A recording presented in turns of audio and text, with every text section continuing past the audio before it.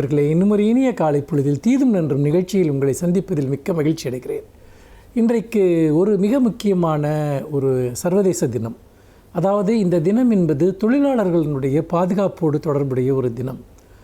World day for safety and health at work என்று இந்த தினத்தை இன்டர்நேஷ்னல் லேபர் ஆர்கனைசேஷன் என்று சொல்லக்கூடிய ILO இதை 2002ஆம் ஆண்டு அறிவித்தது. எதற்காக இந்த தினம்? இதுதான் மிக முக்கியமான ஒரு கேள்வி. பொதுவாக தொழில் புரட்சி ஏற்பட்ட பிறகு மேற்கு நாடுகளில் ஒரு ஏராளமான தொழிற்சாலைகள் புதிதாக வந்தன, புதிய உற்பத்தி முறைகள் தோன்றின. அப்படி தோன்றிய போது தொழிலாளர்களுடைய நலன்களை பாதுகாப்பதற்கான பல்வேறு விதமான போராட்டங்கள் முன்னெடுக்கப்பட்டன. அதில் முதன்மையானது தொழிலாளர்களுடைய வேலை நேரம், அவர்களுடைய ஊதியம், இது தொடர்பான போராட்டங்கள் முதலில் முன்னெடுக்கப்பட்டன. ஆனால் அதே போல் இன்னொரு போராட்டமும் உலக அளவில் தொழிலாளர்களுடைய நலன் சார்ந்து முன்னெடுக்கப்பட்டது. அதுதான் தொழிலாளர்களுடைய தொழில் பாதுகாப்பு சார்ந்த ஒரு திட்டங்கள். தொழில் பாதுகாப்பு என்றால் என்ன? இந்த பணியிடங்களில் ஏற்படக்கூடிய பிரச்சனைகள் அல்லது அவர்களுக்கு ஏற்படக்கூடிய அபாயங்கள், இதிலிருந்து தொழிலாளர்களை பாதுகாப்பதும் அதற்கு பலியானவர்களை நினைவு கூறவும் தான் இந்த தினம் கொண்டாடப்படுகிறது. பணியிடங்களில் தொழிலாளர்களுக்கு என்ன பிரச்சனை ஏற்படுகிறது? இதை நாம் புரிந்து கொள்வது மிக மிக முக்கியம். முதலில் விபத்துகள். இயந்திரம் தொடர்பான பணிகளில் ஈடுபட்டிருக்கக்கூடியவர்கள் எதிர்பாராத விபத்துகள் சிக்கிக்கொள்ளும் போது அவர்களுக்கு போதிய நஷ்ட ஈடு கிடைக்காத சூழ்நிலை இருந்தது. அந்த விபத்துகளை தவிர்க்கக்கூடிய ஒரு சூழல் உருவாக்கப்படாமல் இருந்தது. அதையெல்லாம் உருவாக்க வேண்டும் என்பதற்காக முதன்மையாக இந்த தினம் கொண்டாடப்பட்டது. அதே போல் ஹசார்டஸ் இண்டஸ்ட்ரீஸ் என்று சொல்லக்கூடிய ஒரு ரசாயன ரீதியான பாதிப்புகளுக்கு உள்ளாகக்கூடிய தொழில்கள் இருக்கின்றன. இதிலிருந்து தொழிலாளர்களை பாதுகாப்பது, அவர்களுக்கான பாதுகாப்பு கவசங்களை கொடுப்பது, பிபி கிட் என்று சொல்லக்கூடிய பர்சனல் அந்த ப்ரொடக்டிவ் கிட் என்று சொல்லக்கூடிய அந்த பிபி கிட் போன்றவற்றை கொடுப்பது என்பதெல்லாம் அன்றைக்கு வலியுறுத்தப்பட்டது. இன்னொன்று, அதீதமான வேலை பணிச்சுமை காரணமாக ஏற்படக்கூடிய மன அழுத்தம். இதுவும் ஒரு ஹசார்டஸ் என்று தான் நாம் சொல்ல வேண்டும். அதாவது தீங்கிழைக்கக்கூடிய ஒன்று. அந்த மன அழுத்தத்திலிருந்து தொழிலாளர்களை விடுவிக்கக்கூடிய பல்வேறு விதமான பணிச்சூழல்களை மேம்படுத்துதல், அவர்களுக்கு உளவியல் ரீதியான ஒரு நிவாரணங்களை அளித்தல், இது போன்ற விஷயங்கள் மேற்கொள்ளப்படுகின்றன. இப்படியாக தொழிலாளர்களுடைய உடல் ஆரோக்கியம் மற்றும் மன ஆரோக்கியம், இதிலிருந்து அவர்களை பாதுகாப்பதும் தொழிற்சூழலை மேம்படுத்துவது. அதாவது தொழிலாளர்களுக்கு தீங்கிழைக்கக்கூடிய தொழிற்சூழல் இருந்தால் அதை மேம்படுத்துவது, அதற்கான நிறைய சட்டங்கள் கொண்டு வரப்பட்டிருக்கின்றன. இந்தியாவிலே கூட அந்த தொழிலாளர்கள் நலன் சார்ந்த பல சட்டங்கள் அப்படி இருக்கின்றன. பல சமயங்களில் அவை மீறப்படுகின்றன என்பதையும் நாம் பார்க்கிறோம். அப்படிப்பட்ட நிலையில் ஒரு தொழிலாளர்கள் உடனடியாக விபத்துகளின் மூலமாக அபாயங்களுக்கு உள்ளாவது, உடல் உறுப்புகளை இழப்பது அல்லது மரணம் நிகழ்வது அல்லது நீண்ட காலம் பாதிக்கக்கூடிய நோய்களுக்கு ஆட்படுவது, மன அழுத்தத்திற்கு ஆட்படுவது போன்றவற்றிலிருந்தெல்லாம் தொழிலாளர்களை பாதுகாப்பது, அவர்களை விடுவிப்பது, அவர்களுக்கான ஒரு மேம்பட்ட ஒரு சூழலை உருவாக்குவது தான் இந்த தினத்தினுடைய ஒரு நோக்கம். இதை பற்றிய ஒரு விழிப்புணர்ச்சியைத்தான் இந்த தினத்தில் உலகம் முழுக்க பல்வேறு விதமான கருத்தரங்குகள் மூலமாகவும் பல்வேறு விழிப்புணர்ச்சி நிகழ்ச்சியின் மூலமாகவும் உருவாக்குகிறோம். அப்படிப்பட்ட நிலையில் நீங்களும் ஏதாவது ஒரு இடத்தில் ஒரு தொழிலாளியாக இருப்பீர்கள். அங்கு உங்களுக்கான பணிச்சூழல் பாதுகாப்பு, அதாவது உங்கள் உடல்நலத்தையோ அல்லது மனநலத்தையோ பாதிக்கக்கூட சூழல் இருந்தால் அதை பற்றி நீங்கள் விழிப்புணர்ச்சி கொண்டிருப்பது மிக மிக அவசியம் என்பதை இந்த தினத்தில் நான் வலியுறுத்த விரும்புகிறேன். மீண்டும் இன்னும் ஒரு புதிய சிந்தனையோடு உங்களை சந்திக்கிறேன். நன்றி, வணக்கம்.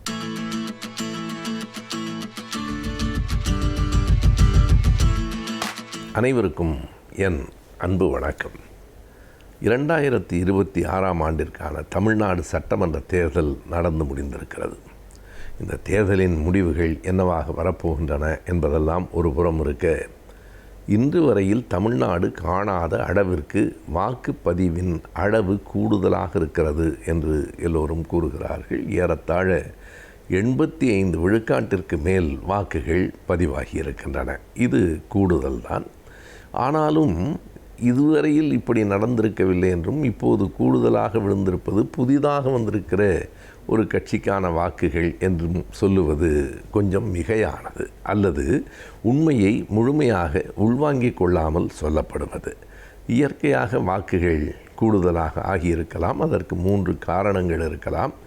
முன்பெல்லாம் பெரும்பாலும் இளைஞர்கள் அவ்வளவு கவனமாக வாக்களிப்பதில்லை, இப்போது வாக்களித்திருக்கிறார்கள்.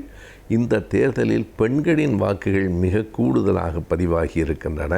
மூன்றாவது, தேர்தலில் வாக்களிக்க வேண்டும் என்கிற விழிப்புணர்ச்சியும் பொதுவாகவே கூடியிருக்கிறது. நான் பொதுவாகவே என்று சொல்வதற்கு காரணம், தமிழ்நாட்டில் மட்டுமில்லை என்பதற்காகத்தான். மேற்கு வங்கத்தில் அதே நாளில் ஏப்ரல் 23ஆம் நாள் முதல் கட்ட வாக்குப்பதிவு அங்கே நடந்தது. அங்கே 93.1 விழுக்காடு வாக்குகள் பதிவாகி இருக்கின்றன. நாம் கவனிக்க வேண்டிய இன்னொரு செய்தி இருக்கிறது. அந்த எஸ்ஐஆர் என்று சொல்லப்படுகிற, அதாவது இந்த வாக்காளர் பட்டியலினுடைய திருத்தம், அதுதான் அந்த அமெண்ட்மெண்ட், திருத்த பட்டியல் என்பதில் லட்சக்கணக்கான வாக்குகள் பல இடங்களில் நீக்கப்பட்டிருக்கின்றன. தமிழ்நாட்டு வாக்காளர்களிலும் கூட ஏறத்தாழ 1 கோடி பேரினுடைய பெயர்கள் நீக்கப்பட்டு பிறகு விண்ணப்பித்தவர்களின் பெயர்கள் சேர்க்கப்பட்டு இப்போதும் முன்பு இருந்ததை விட, முதலில் இருந்த வாக்காளர்களின் எண்ணிக்கை நாம் 2021 பார்த்தால் அதை விட இப்போது கூடியிருக்க வேண்டும், ஆனால் குறைந்திருக்கிறது. 6,28,00,000 என்பது 5,73,00,000 வந்திருக்கிறது. இதுவும் மறுபடி விண்ணப்பித்தவர்களை சேர்த்து, இல்லையானால் 5,15 கோடிக்கு அது போய் சேர்ந்திருக்கும்.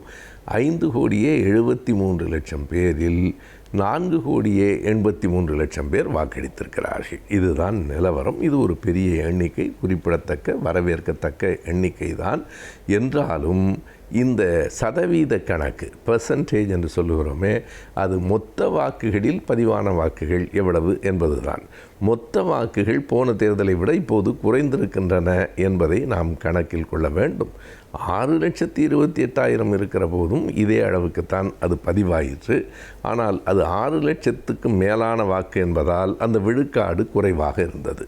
இப்போது அது குறைந்து போயிற்று. 5,73,000 வாக்காளர்கள், 5,73,00,000 வாக்காளர்கள், அதில் 4,83,00,000 வாக்காளர்கள் வாக்களித்திருக்கிறார்கள். நான் முதலில் லட்சம் என்று சொன்னது பிழையானது, கோடி கணக்கில் தான் இருக்கிறது. எனவே ஏறத்தாழ 4.25 கோடி மக்கள் வாக்களித்திருக்கிறார்கள். இது எதனால் அந்த சதவீதம், பெர்சன்டேஜ் கூடுதலாக தெரிகிறது என்றால், மொத்த வாக்குகளின் எண்ணிக்கை குறைந்திருக்கிறது. ஒவ்வொரு ஆண்டும் மக்கள் தொகை கூடிக்கொண்டுதான் இருக்கிறது. அப்படியானால் வாக்காளர்களின் எண்ணிக்கையும் கூட வேண்டும். இப்போது என்ன ஆகியிருக்கிறது, இந்த எஸ்ஐஆர் என்று சொல்லுகிற திருத்த பட்டியல் காரணமாக வாக்காளர்களின் எண்ணிக்கை குறைந்திருக்கிறது. எனவே வாக்களித்தவர்களினுடைய எண்ணிக்கை ஒப்பிட்டு பார்க்கிற போது சதவீதத்தில் கூடுதலாக இருக்கிறது. 2024 4,34,00,000 மக்கள் வாக்களித்திருக்கிறார்கள். அதைவிட சற்று கூடுதலாக இப்போது வாக்களிக்கப்பட்டிருக்கிறதே தவிர மிக மிக கூடுதல். எனவே இந்த வாக்குப்பதிவின் அளவே யாருடைய வெற்றியை நமக்கு காட்டுகிறது தெரியுமா என்றெல்லாம் பேசுகிறவர்கள் தங்கள் விருப்பத்தை வெளியிடுகிறார்களே தவிர உண்மையை வெளியிடவில்லை. உண்மையில் வாக்குகள் பதிவாவது மகிழ்ச்சி தான், வரவேற்கத்தக்கது தான். யாருக்கு அவர்கள் வாக்களித்திருக்கிறார்கள் என்பதை மே 4 தான் நமக்கு எடுத்து சொல்லும்.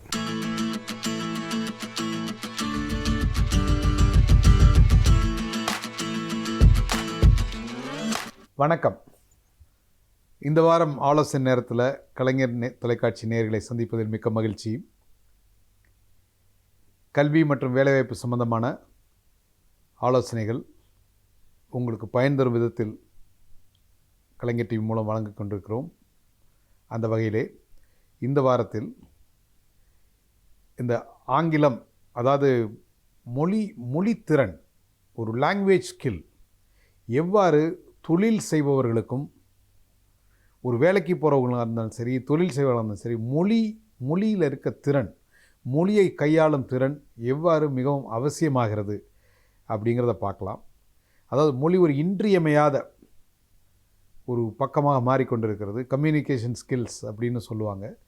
அந்த கம்யூனிகேஷன் ஸ்கில்ஸ் அப்படிங்கிறது மொழியையும் உள்ளடக்கியது. கம்யூனிகேஷன் ஸ்கில்ஸ் அப்படிங்கிறது பேச்சாற்றல் மட்டுமல்ல. நம்ம ஒருத்தர்கிட்ட எப்படி கம்யூனிகேட் பண்ணுறோம், இன்னொருத்தர் மூலம் இன்னொருத்தர்கிட்ட நம்ம எப்படியெல்லாம் கம்யூனிகேட் பண்ண, பரஸ்பரம் எப்படியெல்லாம் உரையாடுகிறோம் அப்படின்னு நம்ம பார்க்குறோம். உரையாடுவது, நம்ம நார்மலாக உரையாடுறது அது மிக அதிகமாக உரையாடுவது நம்ம பேச்சில் அப்படின்னு சொல்லுவோம். ஆனால் உண்மையிலேயே நம்ம மிக அதிகமாக நம்ம வந்து இன்னொருத்தர்கிட்ட கம்யூனிகேட் பண்ணுறது நம்மளுடைய பாடி லாங்குவேஜ், நம்மளுடைய கண் அசைவுகள், புருவத்தின் அசைவுகள், கண் பார்க்கின்ற இடம், என்ன டிஸ்டன்ஸில் என்னென்னு பேசுகிறோம், என்ன டிஸ்டன்ஸில் அவங்கள்ட்ட பேசுகிறோம், எப்படி நம்ம ஹேண்ட் ஷேக் பண்ணுறோம், எப்படி ஒருத்தர் கை கொடுக்குறோம், எப்படி ஒருத்தரை பார்த்து வணங்குகிறோம், எப்படி கை கூப்பிட்டு வணக்கம் சொல்கிறோம். இது எல்லாமே சேர்ந்தது தான் கம்யூனிகேஷன் ஸ்கில்ஸ். இதில் மேஜர் பார்ட் வந்து யாராக இருந்தாலும் சரி, எந்த நாட்டில் பிறந்தவர்களாக இருந்தாலும் சரி, பாடி லாங்குவேஜ் அப்படிங்கிறது ஓரளவுக்கு ஒரு ஒரு ஒரு உயிரும் இன்னொரு உயிரும் வந்து கம்யூனிகேட் பண்ணிக்கும். புன்முறுவல் எப்படி வந்து யூனிவர்சல் லாங்குவேஜோ, உலக மொழி, எந்த மொழி தெரியலாம் தெரியாமல் போகலாம், ஆனால் ஒருத்தரை பார்த்து நீங்கள் புன்முறுவல் செய்கின்ற பொழுது ஒரு பாசிட்டிவான ஒரு நேர்மறை எண்ணத்தோட ஒருத்தர் கண்ணை பார்த்து நீங்கள் சிரிச்சிங்க அப்படின்னா எந்த மொழியும் தெரிய வேண்டாம், அவரும் உங்களை பார்த்து சிரிப்பார். He will also respond. Right? அதுதான் வந்து கம்யூனிகேஷன். ஆனால் ஒரு மொழி ஆர்வம், மொழித்திறன் அப்படிங்கிறது ஆங்கிலம் எப்படி வந்து ஒரு கம்யூனிகேஷன்ஸ் ஒரு பிரிட்ஜிங் லாங்குவேஜாக இருக்குது அப்படிங்கிறதான் இன்றைக்கி வந்து நிறைய இடங்களில் பலருடைய வாழ்க்கையில் பல வெற்றி வாய்ப்புகள் தட்டி போனதற்கு காரணம் அவங்களால வந்து அவங்க நினச்சதை சரியாக மற்றவர்களிடம் கம்யூனிகேட் பண்ண முடியாது, நினைத்ததை சொல்ல முடியாதது. எனக்கு வந்து ஒரு ஒரு ஒரு பொருளை பற்றிய மிக அதீத அறிவு இருக்கிறது, அந்த பொருளில் ஆர்வம் இருக்கிறது, அதை பற்றி நிறையா ரிசர்ச் பண்ணியிருக்கேன், அது என்ன பண்ணும், ஏது பண்ணும், எப்படி பண்ணணும் அப்படிங்கிறதா எனக்கு தெரியும். ஆனால் அதை எனக்கு வெளியில் சொல்ல தெரியாது, மற்றவர்களுக்கு புரிகிற மொழியில் என்னால் சொல்ல தெரியாது. அப்படின்னா என்ன நடக்கும்? ஒரு அழகான ஒரு நிகழ்வு கேட்டிருந்தேன். அதாவது பழங்காலத்தில் வந்து அந்த ஆங்கிலேயர் காலத்தில் ஒரு லாங்குவேஜ் டிரான்ஸ்லேட்டர்ஸ் அப்படிங்கிறவங்க சென்னையிலாம் நிறைய பேர் இருந்திருக்காங்க. ஆங்கில துறைகளுக்கும் நம்ம ஊர் வியாபாரிகளுக்கும் நடுவில், நம்ம ஊர் விவசாயிகளுக்கு நடுவில் ஒரு டிரான்ஸ்லேட்டர். அவங்க சொல்லுவாங்களாம், அப்பா அந்த 1 மீட்டர் துணி எவ்வளோப்பா அப்படிம்பாங்க. அவன் 4 ரூபா ஐயா அப்படிம்பாரான். இவர் டிரான்ஸ்லேட்டர் சொல்லுவாராம் அவர்கிட்ட, அந்த ஆங்கிலத்துறையிட்ட $40 அப்படிம்பாரான். அவர் நோ எக்ஸ்பென்சிவ், ஆஸ் ஃபார் $30 அப்படிம்பாரான். இவர் வந்து இல்லைப்பா துறை $3 கேட்குறாருப்பா, 3 ரூபாய்க்கு கேட்குறாருப்பா அப்படிம்பாரான். அவர் சரி ஓகே அப்படின்னு கொடுத்துட்டார். அப்படின்னா அந்த $40-30க்கும் 3 ரூபாய்க்கு இடப்பட்ட உள்ள பணம் வந்து இந்த டிரான்ஸ்லேட்டரோடது. அவங்க வந்து பலவிதமான பணம் பண்ணாங்களாம். அதாவது மிக அதீத அந்த துறையை விட, ஆங்கிலேயரை விட, அந்த பொருளை உருவாக்குனவங்களோட நடுவில் அந்த மீடியேட்டர் டிரான்ஸ்லேட்டர் அப்படிங்கிறவங்க நிறையா பொருள் ஈட்டினாங்க. அவங்களுக்கும் இவங்களுக்கு தெரியாது ஒன்று லாங்குவேஜ் ஸ்கில்ஸ், அவங்களுக்கு தமிழ் தெரியாது, இவங்களுக்கு இங்கிலீஷ் தெரியாது. இடையில ஒருத்தர் வந்து அந்த மொழித்திறனை மட்டும் வைத்துக்கொண்டு நிறையா பொருள் ஈட்ட முடிந்தது அப்படின்னு சொல்லுவாங்க. ஸோ இந்த கதையை எதுக்கு நான் சொல்கிறேன் அப்படின்னா, நீங்கள் வந்து என்ன துறையில் படித்தாலும் சரி, நம்ம வந்து இன்றைக்கி ஒரு multi cultural society, multi linguistic society அப்படின்னு சொல்கிறது இருக்கும். ஒரு மீட்டிங் ரூமுக்குள்ளே நம்ம போனோம் அப்படின்னா, இப்போ சென்னையில் சாதாரண ஒரு மீட்டிங் ரூம் இல்லை ஒரு வாக்கிங்கில் 10 பேர் நடக்கிறோம். அந்த 10 பேர் நடக்கிறவங்கள்ட்ட பேசுனீங்க அப்படின்னா அதில் 3 பேர் மலையாளம், ஒரு 4 பேர் சென்னை எடுத்துகிட்டா ஒரு 5 பேர் தெலுங்கு, மீது 2 பேர் தமிழ் பேசுகிறவங்க, இல்லை 3 வேறு லாங்குவேஜ் பேசுகிறவங்க, ஹிந்தி பேசுகிறவங்க இருக்காங்க. இப்போ எல்லாருக்கும் ஒரே ஒரு லாங்குவேஜ், கனெக்டிங் லாங்குவேஜ் வந்து ஆங்கிலமாக இருக்கிறது.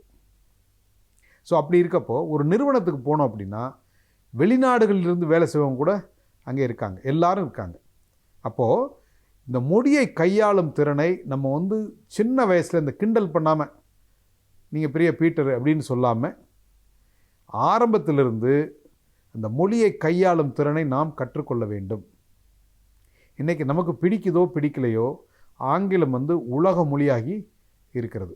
நீங்கள் எந்த வேலைக்கு, எந்த நாட்டுக்கு என்ன வேலைக்கு போனாலும் சரி, வெளிநாடுகளாக இருந்தாலும் சரி, உள்நாடுகளாக இருந்தாலும் சரி, ஆங்கில மொழியோட அறிவு மிக மிக அதிகம், அதாவது தேவை அதிகம். ஸோ அதனால் வந்து நீங்கள் டிகிரி படிக்கிறப்போ, கல்லூரியில் பாடம் படிக்கிறீங்க, பாடம் வந்து ஆங்கிலத்தை தான் படிக்கிறீங்க. இந்த ஆங்கிலத்தை வந்து ஒரு சின்ன சாதாரண சப்ஜெக்ட் அப்படின்னு படிச்சுட்டு பாஸ் மார்க் வாங்கிறதுக்கு படிக்காமல், அதை எப்படி நம்ம கம்யூனிகேட் பண்ணுறது, எப்படி நம்ம நினைக்கிற விஷயங்களை வந்து ஆங்கிலத்தில் மொழிபெயர்த்து பேசுறது அப்படின்னு அந்த கல்லூரி காலம் 3 வருஷத்தில் உங்களோட ஆங்கில திறன்களை மிகவும் அதிகமாக வளர்த்து கொள்ள வேண்டும். அதுக்கு வந்து நிறையா ப்ரெசன்டேஷன் கொடுக்கணும். பப்ளிக் ஸ்பீக்கிங், வெளியில் மேடையில் 10 பேருக்கு முன்னாடி உங்களால் தைரியமாக பேச முடியணும். எந்த விதமான கூச்சமுமின்றி 10 பேரோ 100 பேரோ 1000 பேர் முன்னாடி நின்று உங்களால் தெளிவாக நீங்கள் நினைத்த விஷயத்தை அவர்களுக்கு புரிகிறபடி சொல்ல முடியும் என்றால் நீங்கள் ஒரு சிறந்த பேச்சாளர். அதாவது கேட்குறவங்களுக்கு புரியணும். நிறைய பேர் வந்து பேசுவாங்க, கேட்குறவங்களுக்கு எதுவுமே புரியாது. அவர் ஆங்கிலத்தில் வந்து உரையாடுறாருன்னு சொல்லுவாங்க, ஆனால் அவர் பேசுகிற வேகமும் பேசுகிற மொழி ஆளும் திறனும் வந்து நிச்சயமாக கேட்குறவங்களுக்கு புரியாது. என்றைக்கு நீங்கள் பேசுகிறது மற்றவர்களுக்கு புரியவில்லையோ நீங்கள் ஒரு புவர் கம்யூனிகேட்டர் ஆகிவிடுகிறீர்கள். நீங்கள் பேசுகிற மொழி என்னவாக இருந்தாலும் எதிர்த்த மாதிரி இருக்கவங்களுக்கு, உங்கள்கிட்ட கேட்குறவங்களுக்கு அவங்களுக்கு புரிஞ்சால் நிச்சயமாக இங்கே திறனான மொழி கையாளுகிறவர். ஸோ இங்கே இருக்கிறவங்க 10 பேர் இருக்காங்க, 10 பேருக்கு தமிழை தவிர வேறு எதுவுமே தெரியாதுன்னா அவங்கள்ட்ட போய் ஆங்கிலத்தில் பேசுகிறது சரியா அப்படின்னு கேட்டால் தவறு அப்படிங்கிறது உங்களுக்கே தெரியும். ஸோ அந்த வகையில் நீ யாராக இருந்தாலும் சரி, நீங்கள் உங்களோட கம்யூனிகேஷன் திறன் எப்படி இருக்குன்னா, நீங்கள் பேசுகிறதை கேட்பவர்களுக்கு நீங்கள் சொல்ல வந்த விஷயம் முழுவதுமாக போய் சேரணும். அந்த விதத்தில் உங்களுடைய கம்யூனிகேஷன் ஸ்கில்ஸை, லாங்குவேஜ் ஸ்கில்ஸை நீங்கள் வளர்த்துக்கணும். நீங்கள் படிக்கின்ற காலத்தில், கல்லூரியில் பள்ளியில் படிக்கிற காலத்தில் இந்த லாங்குவேஜை கற்றுக்கொள்வது மிக எளிது. ஒரு மல்டி லிங்குவிஸ்டிக் பர்சனாக பல மொழிகளை கற்று தேர்ந்த ஒருவராக நீங்கள் வர வேண்டும். வாழ்த்துக்கள். வணக்கம்.